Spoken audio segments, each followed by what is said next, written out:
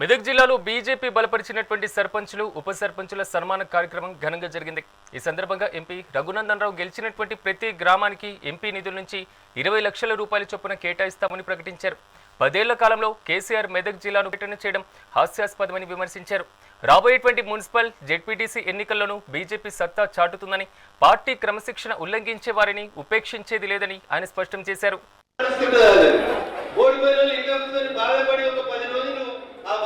బయటికి రావాల్సినటువంటి అవసరం ఉంటుంది।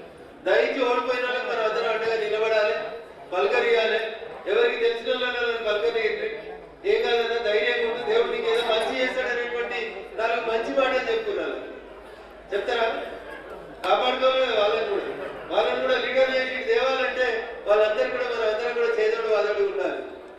నరేంద్ర మోడీ గారు ఈ మధ్యన పేపర్లలో వార్తలు వచ్చినాయి, తెలంగాణ ఎంపీని పిలిచిరాట, బాగా తిట్టిరాట, ఎవరికి వచ్చింది వాళ్ళే రాసుకున్నారు।